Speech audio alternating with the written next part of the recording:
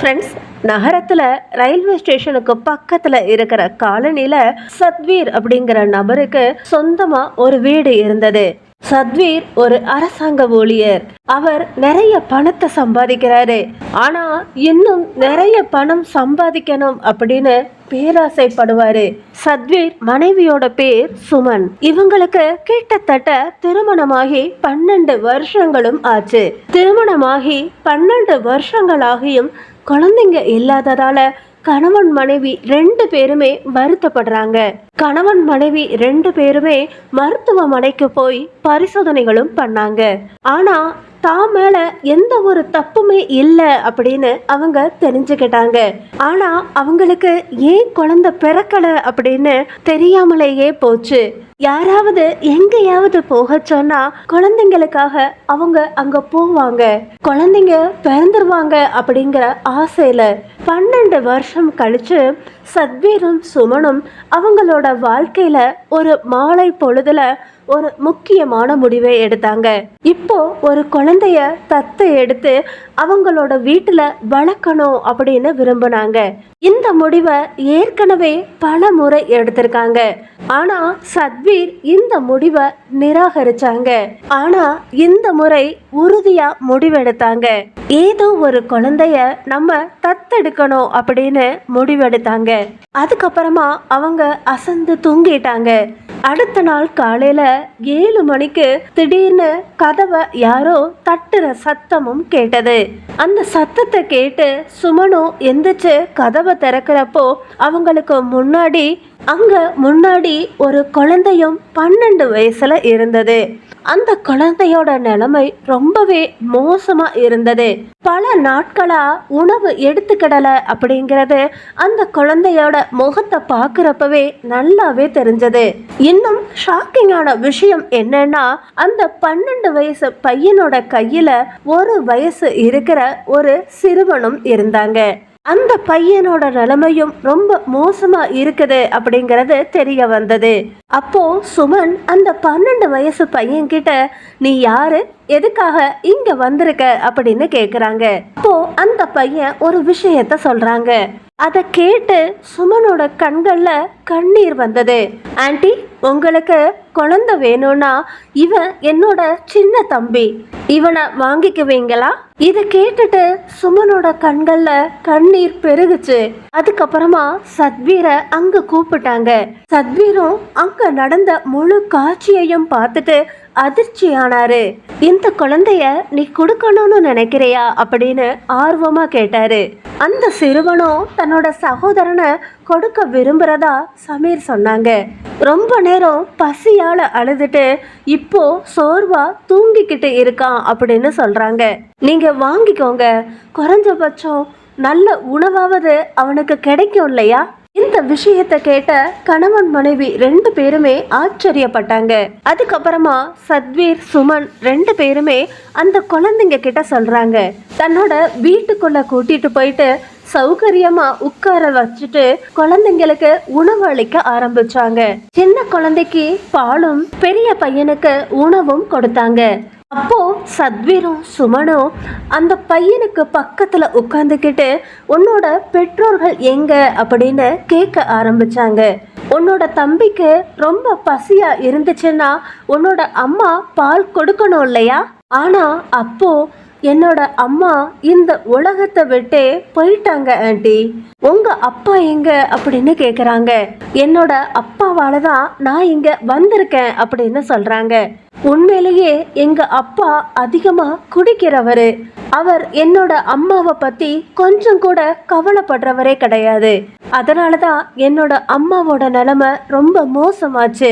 என்னோட அம்மாவும் எனக்காக சப்போர்ட் பண்ணி அவங்களோட உயிரை தியாகம் பண்ணாங்க.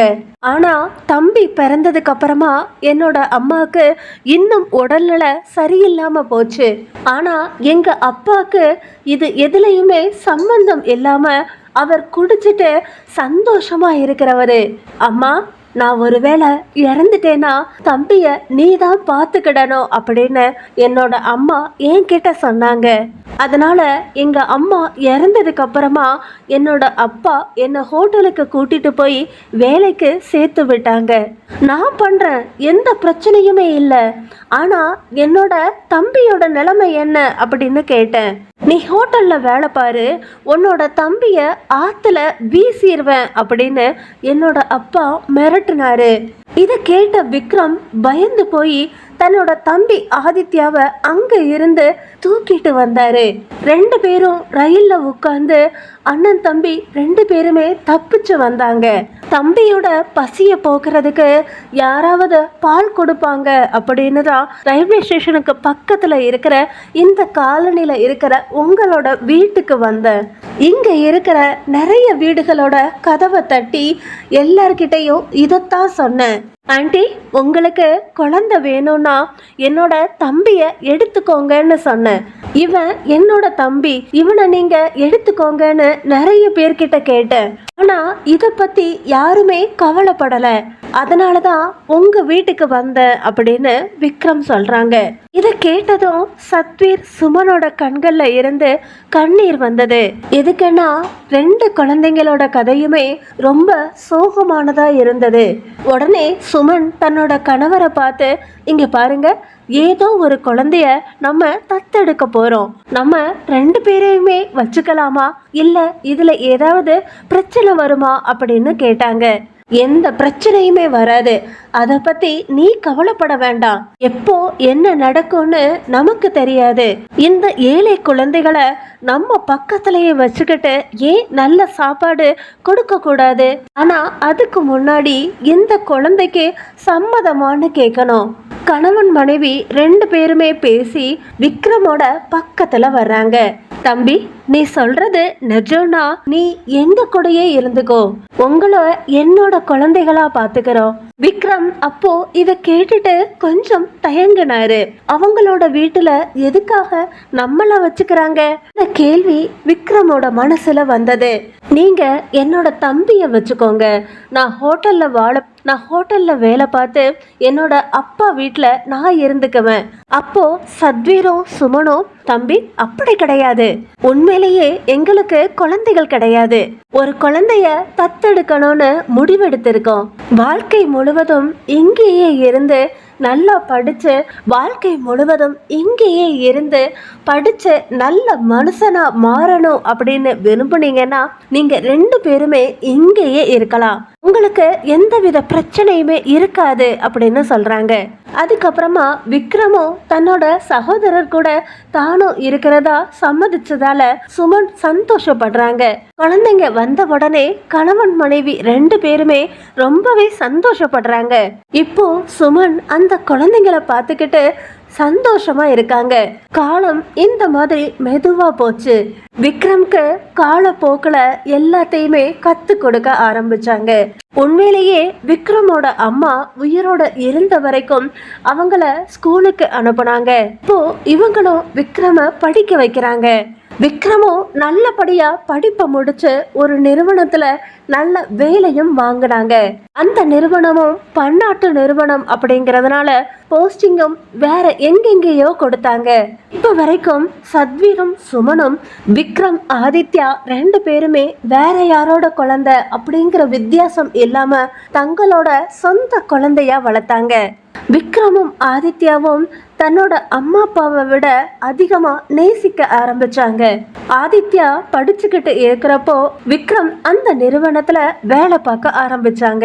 தன்னோட மகனுக்கு நல்ல வேலை கிடைச்சிருச்சுன்னு திருமணம் பண்ணி வைக்கிறதுக்கான ஏற்பாடுகளையும் பார்த்தாங்க. தனக்கான ஒரு பெண்ணை கண்டுபிடிச்சு திருமணமும் பண்ணிக்கிறாங்க. கல்யாணம் ஆனதுக்கு அப்புறமா விக்ரமோட மனைவியும் வீட்டுல எல்லாரு கூடயுமே நல்லா சந்தோஷமா வாழ்ந்தாங்க. விக்ரமும் நிறைய சம்பாதிக்க ஆரம்பிச்சாரு. ஆதித்யா காலேஜ்ல படிச்சுக்கிட்டு இருந்தாரு. காலேஜ்ல படிச்சுக்கிட்டு இருக்கிறப்போ ஒரு பொண்ணை காதலிச்சு திருமணம் பண்ணிக்கிடணும் அப்படின்னு நினைச்சாங்க. ஒரு நாள் ஆதித்யா தன்னோட குடும்பத்திட்ட நான் ஒரு பொண்ணை காதலிக்கிறேன், அவளைதான் கல்யாணம் பண்ணிக்கணும்னு நினைக்கிறேன் அப்படின்னு சொன்னப்போ அவங்களோட பெற்றோர் சுமன் மற்றும் சத்வீர் அவங்களோட திருமணத்துக்கு தயாரானாங்க. ஆனா திருமணத்துக்கு அப்புறமா ஆதித்யாவோட வாழ்க்கையில திட்டமிடப்பட்டது எதுவுமே நடக்கல. தன்னோட அப்பா அம்மாவை தூரமா விலக்கி வைக்க ஆரம்பிச்சாரு. கல்யாணம் ஆனதுல இருந்து மனைவி சொன்ன மாதிரியே நடக்க ஆரம்பிச்சாரு. இந்த மாதிரி இன்னும் கொஞ்சம் காலமும் போச்சு. சுமன் சத்வீர் 2 பேருமே தன்னோட மகன்களுக்கு திருமணம் பண்ணி வச்சு வாழ்க்கையில ரொம்ப முக்கியமான நிலைக்கு வந்துட்டோம் அப்படின்னு சந்தோஷப்பட்டாங்க. அதனால வாழ்க்கை இன்னும் அதிர்ஷ்டமா மாறிச்சு, ரொம்ப வசதியா ஆச்சு. 2 மருமகளும் வீட்டுக்குள்ள வந்தாங்க. ஆனா ஆதித்யாவோட மனைவி ஆதித்யாவை காதலிச்சு கல்யாணம் பண்ணிக்கிட்டாங்க. வீட்டுக்குள்ள சுமன் சத்வீர மெதுவா அவமானப்படுத்த ஆரம்பிச்சாங்க. ஆரம்பத்துல கணவன் மனைவி 2 பேருமே இத பத்தி கவலைப்படல. ஆதித்யா கிட்ட இந்த விஷயத்த சொன்னாங்க. ஆனா ஆதித்யாக்கு இப்ப வரைக்கும் இவங்க தன்னோட உண்மையான அப்பா அம்மா இல்லைங்கிற விஷயம் தெரியாது.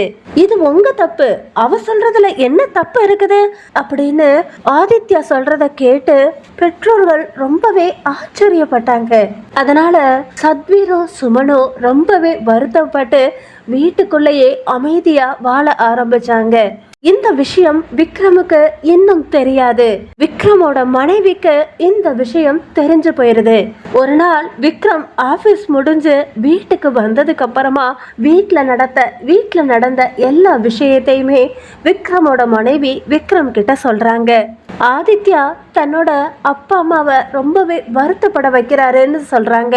விக்ரம்க்கு உண்மையிலேயே அவங்க யாரு, அவங்களோட அப்பா அம்மா யாரு அப்படிங்கிற உண்மையான விஷயம் தெரியும். அப்படிங்கிறதால இதை கேட்டுட்டு அவரோட உடல் தீப்பிடிச்சு எரியிற மாதிரி இருந்தது.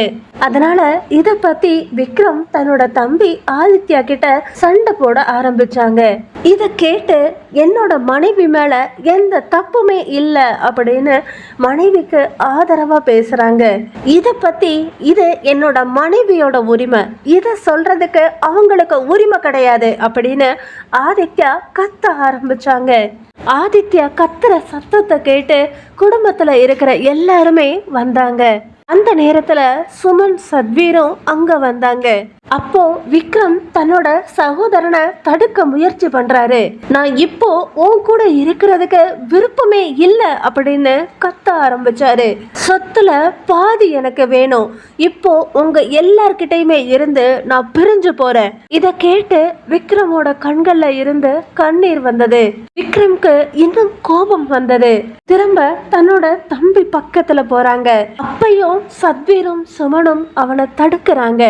எனக்கு என்னோட சொத்து வேணும், நான் உங்களோட இருக்க மாட்டேன் அப்படின்னு திரும்பவும் ஆதித்யா கத்த ஆரம்பிக்கிறாரு. அதுக்கப்புறமா விக்ரம் என்ன நடக்க போகுதுன்னு தெரியல. தன்னோட கட்டுப்பாட்டை இழந்து தம்பி கிட்ட எல்லா உண்மைகளையுமே சொல்ல ஆரம்பிக்கிறாரு. இது அவங்களோட குழந்தை பருவத்துல நடந்தது. அப்பா அம்மா நம்மளை எவ்வளவோ உண்மையான அன்போட வளர்த்தாங்க, இவங்க நம்மளோட உண்மையான அப்பா அம்மா கிடையாது அப்படிங்கிற விஷயத்த ஆதித்யாவால ஏத்துக்க முடியல. இத கேட்டு சுமனும் சத்வீரும் தன்னோட சின்ன மகனுக்கு முன்னாடி உண்மை எதுவுமே தெரிய வேண்டாம் அப்படின்னு நினைச்சாங்க. இதுக்குன்னா அந்த குழந்தைங்க நம்ம வீட்டுக்கு வந்தாங்க. ஆனா விக்ரம் அவங்க மேல வேற வகையான பக்திய காட்டுறாரு. ஆதித்யா அப்பா அம்மாவை கஷ்டப்படுத்துறாரு. அதனாலதான் இந்த உண்மைகளை சொல்ல வேண்டிய சூழ்நிலையும் வந்தது அப்படின்னு விக்ரம் சொல்றாங்க.